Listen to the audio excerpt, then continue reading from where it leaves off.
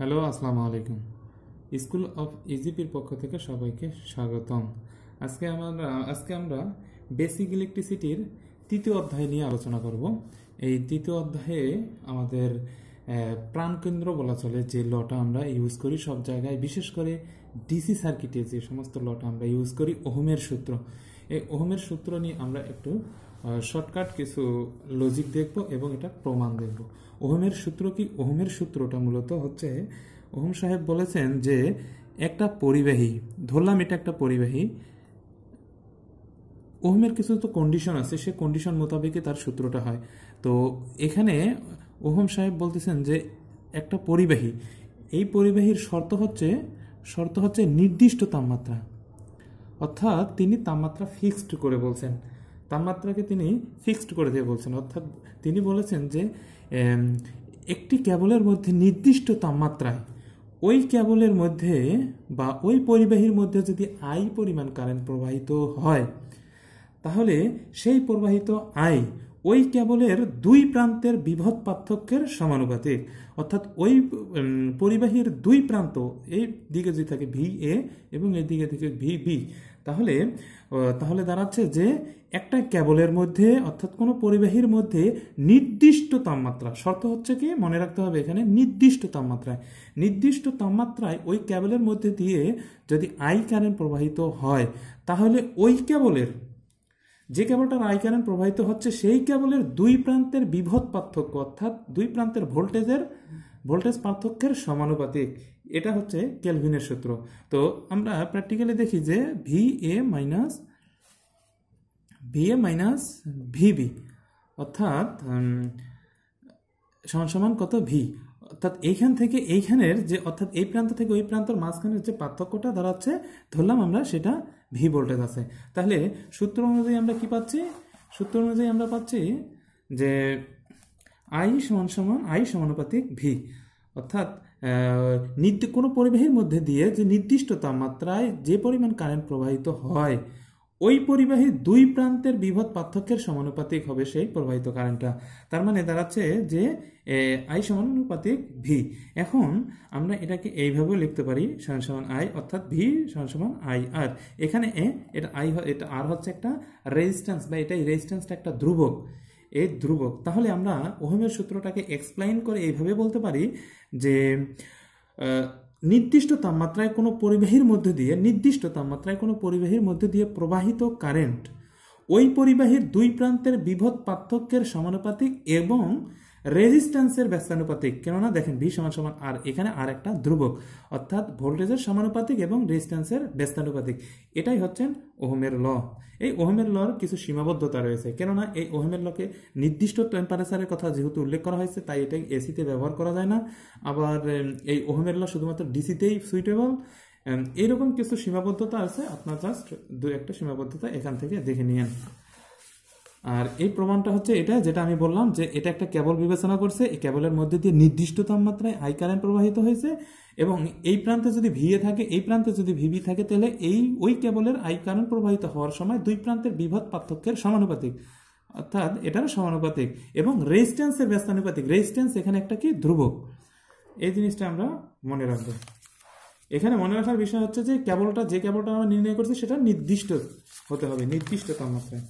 তো এখানে কিছু তার সহজ কিছু ম্যাথ আছে, জাস্ট খালি সূত্র দিয়ে এগুলো আপনারা একটা দেখে নিন। এটা একেবারেই সহজ এবং ইজি।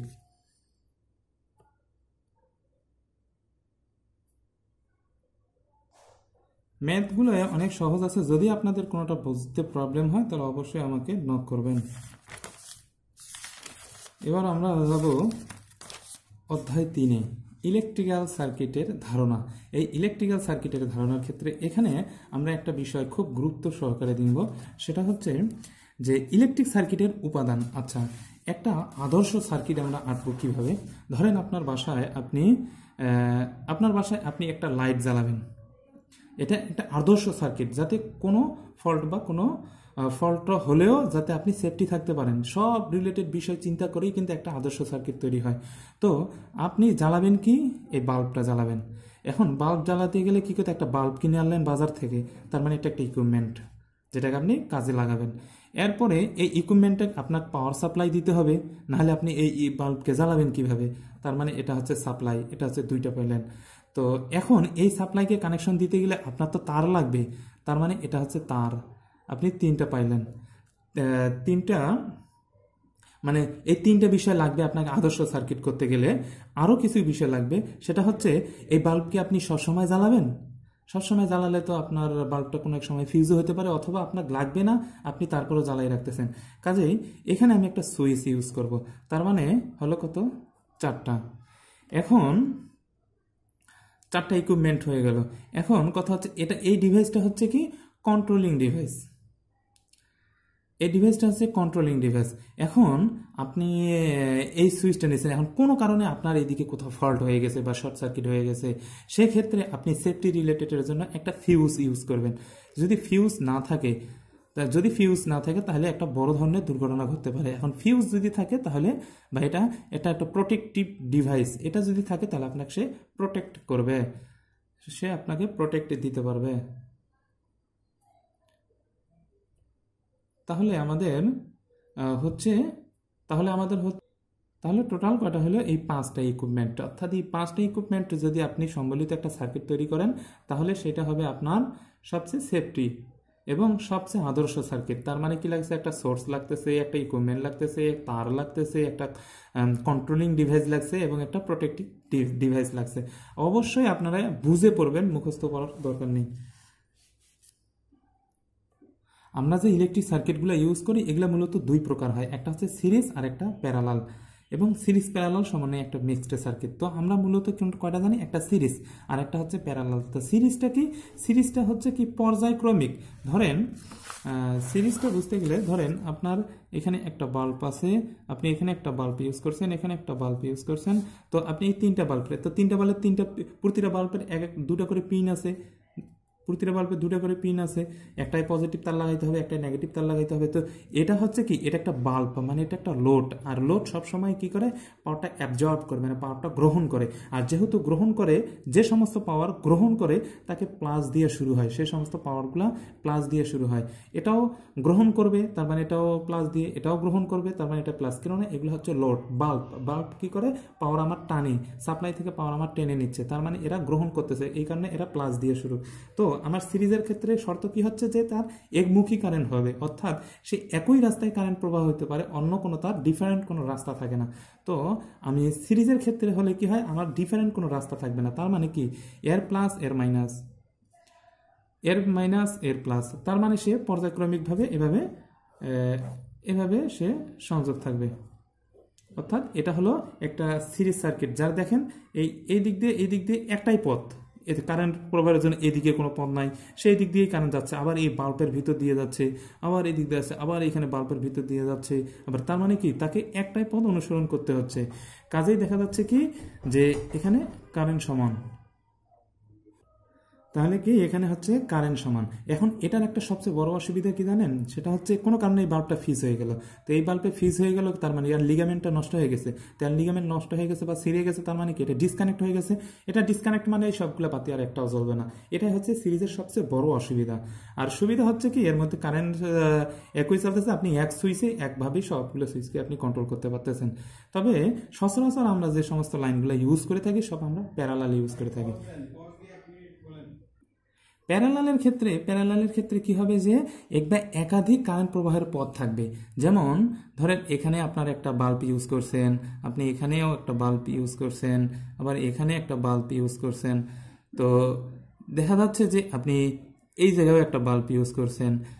তো আপনার যে কোনো, এটা একটা ফিজ হয়ে গেল, ডাজেন্ট ম্যাটার, এদিক দিয়ে এসে যাইতে পারবে না, কিন্তু এদিক দিয়ে তো সার্কিট সে কমপ্লিট করতে পারতেছে। তার মানে প্যারালালের ক্ষেত্রে দেখুন, এটা মূলত আসলে মিক্সড সার্কিট হয়ে গেছে। দেখেন এটার সঙ্গে এটা সিরিজ হয়ে গেছে এবং এটা তার সাথে প্যারালাল হয়ে গেছে। যদি আমরা শুধু প্যারালালের ক্ষেত্রে বলি, এটা হচ্ছে প্যারালাল সার্কিট, অর্থাৎ এখানে আমি সাপ্লাই দিচ্ছি। তো এখানে আমি সাপ্লাই দিচ্ছি, এটা আমার কি সার্কিট, প্যারালাল সার্কিট। এটা হচ্ছে আমার প্যারালাল সার্কিট। তো দেখেন যে কারেন্ট প্রবাহ এটাতে এই বাল্বটা ফিউজ হলো, সমস্যা নাই, সে এইগুলো বাল্ব জ্বালাবে, এটাতে কোনো প্রবলেম হয়েছে, সে এটা চালাইলো না, কিন্তু এটা চালাইলো বা এটা চালাইলো। তার মানে দেখা যাচ্ছে কি এখানে যদি কোনো একটা ফিউজও হয় তাতে কোনো সমস্যা হয় না। আর এটা তার অ্যাবজর্ব পাওয়ার, এটা প্লাস, মানে এটা অ্যাবজর্ব পাওয়ার, এটা প্লাস, যদি ডিরেকশন এদিক দিয়ে যায় তাহলে এটা প্লাস, এটা মাইনাস, এটা প্লাস, এটা মাইনাস, এটা প্লাস, এটা মাইনাস, কেন এগুলো সব অ্যাবজর্ব পাওয়ার। আর যদি যে পাওয়ারটা সাপ্লাই হয় সে পাওয়ারটা মাইনাস দিয়ে যায়, এটা আমরা ম্যাথ করলে আরও ক্লিয়ার হব। তো এটা হচ্ছে আমার প্যারালাল সার্কিট, এটা হচ্ছে আমার সিরিজ সার্কিট, আর এটা হচ্ছে মিক্স সার্কিট। দেখেন এখানে এটার সাথে এটা সিরিজ, এই বাল্বটা আর এই বাল্বটা সিরিজে আছে, তার সঙ্গে আবার এটা প্যারালালে আছে, আবার এই প্যারালালের সাথে কি হচ্ছে এটা সিরিজে আছে। তো ওভারঅল দেখা যাচ্ছে যে এটা সিরিজ প্যারালাল মিক্সড সার্কিট। তো এইখানে আরেকটা বিষয় দেখেন যে যেহেতু এটা প্যারালাল সার্কিট, তো এইখানে এইটার পুরো সার্কিটটা তার আড়াআড়িতে অবস্থান করতেছে। তার মানে কি এখানে যদি 10 ভোল্টেজ থাকে তাহলে এখানেও এই 10 ভোল্টেই, কেননা দেখুন যে এইখানে এই প্রান্তের কানেকশন দেওয়া বা এইখানে কানেকশন দেওয়া একই কথা কিন্তু। তার মানে কি এর আড়াআড়িতে, আড়াআড়ি বলতে এর সঙ্গে প্যারালাল বলতে দেখা যাচ্ছে যে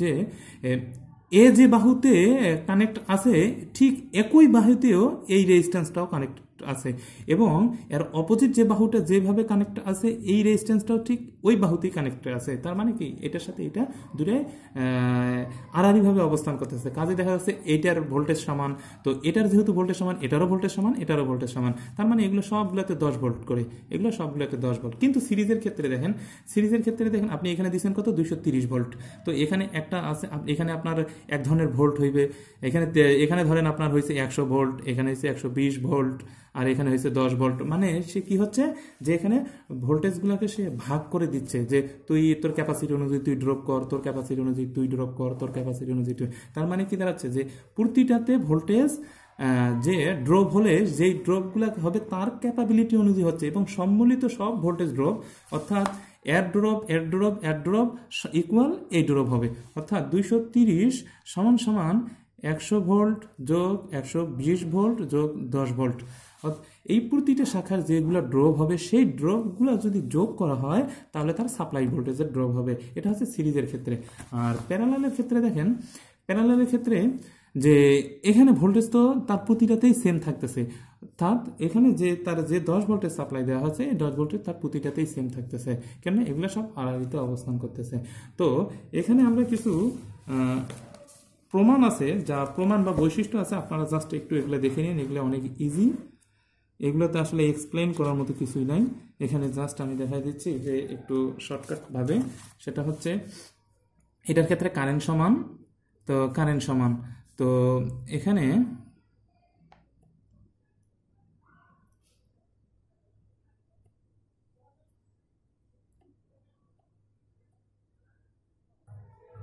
এখানের ক্ষেত্রে কি হচ্ছে, এখানের ক্ষেত্রে কারেন্ট সমান। তো যেহেতু কারেন্ট সমান, সিরিজের ক্ষেত্রে কি কারেন্ট সমান কিন্তু ভোল্টেজ সবগুলোতে ভাগ হচ্ছে, অর্থাৎ এটারই কিছু ভোল্টেজ ড্রপ, এখানে ড্রপ সব মিলিত ড্রপ, অর্থাৎ ভি সমান সমান V1 plus V2 plus V3, ধরলাম এটা V1, এটা V2, এটা V3, তাহলে ভি অর্থাৎ ভি সমান সমান কি আমরা জানি IR, এটা হচ্ছে RT ধরলাম, এটা তো আমার টোটাল ভোল্টেজ, তার মানে হচ্ছে কি এটা I তো সমান, তাহলে IR1 plus IR2 plus IR3, তাহলে দেখা যাচ্ছে I যদি কমন নেই, সব I একই, কেননা এটা সিরিজ, তার মানে I সব আইগুলোকে আমরা বাদ দিতে পারি I কমন নিলে, তার মানে দাঁড়াচ্ছে আমার RT সমান সমান প্রতি শাখার রেজিস্ট্যান্সগুলোর যোগফলেই, অর্থাৎ প্রতিটা শাখার রেজিস্ট্যান্সের যোগফলেই হচ্ছে মূলত টোটাল রেজিস্ট্যান্স। আর প্যারালালের ক্ষেত্রে দেখেন আমার ভোল্টেজ সমান, প্যারালালের ক্ষেত্রে কি হচ্ছে ভোল্টেজ সমান, তো ভোল্টেজ ভি হচ্ছে সমান, এখানে 10 এখানে 10 এখানে, তার মানে কি ভোল্টেজ সমান, ভি সমান যদি হয় তার মানে এখানে এক প্রকার কারেন্ট আছে, এখানে এক ধরনের কারেন্ট আছে, এখানে এক ধরনের কারেন্ট আছে, তো এখানে হচ্ছে কি কারেন্ট ভিন্ন ভিন্ন হয়, তাহলে কি I1 plus I2 plus I3 সমান সমান IT, অর্থাৎ টোটাল কারেন্ট। এটা হচ্ছে কি টোটাল কারেন্টটা সবগুলো শাখাতে সে আস্তে আস্তে ভাগ করে দিচ্ছে। তো আমরা কি জানি I সমান সমান V ভাগ R1 প্লাস V ভাগ R2 প্লাস V ভাগ R3 সমান সমান V ভাগ RT, অর্থাৎ টোটাল রেজিস্ট্যান্স যেটা আমরা নির্ণয় করতেছি, ভি তো সবগুলো, তাহলে ভি আমরা বাদ দিলাম, তার মানে কি দাঁড়াচ্ছে যে RT সমান সমান RT 1 ভাগ RT সমান সমান 1 ভাগ R1 প্লাস 1 ভাগ R2 প্লাস কি আসতেছে 1/3, অর্থাৎ এটা হচ্ছে প্যারালালের ক্ষেত্রে তার সম্মিলিত রেজিস্ট্যান্স। এখন এখানে আপনারা এই সিরিজ প্যারালাল বর্তনীর পার্থক্যটা দেখে নিন। দেখেন এখানে কারেন্ট সমান, এখানে কারেন্ট প্রতিটা শাখায় সেপারেট সেপারেট কেন হয়, এখানে ভোল্টেজ প্রতিটাতে ড্রপ হচ্ছে সিরিজের ক্ষেত্রে প্যারালাল। জাস্ট যে কথাগুলো আমি বললাম সেই কথাগুলো এখানে লেখা আছে, আপনারা জাস্ট একটু দেখে নেবেন। আর এখানে যে ম্যাথগুলো আছে ম্যাথগুলো খুব ইজি ম্যাথ দেওয়া আছে। দেখুন আমি এই ম্যাথটা বুঝাই দেই। 3 নম্বর, একটি বৈদ্যুতিক মোটরের রেজিস্ট্যান্স হচ্ছে কত, এত, অর্থাৎ বৈদ্যুতিক মোটর ধরলাম এটা একটা মোটর, আর রেজিস্ট্যান্স আছে, মোটরের একটা রেজিস্ট্যান্স আছে, একটা ভ্যালু আছে কত 0.05। ওকে, এত ভোল্ট ডিসির সাথে সরবরাহ দিচ্ছে। দেখেন এটা এই ডিসি সরবরাহ এই মোটরটাকে তারা চালাচ্ছে।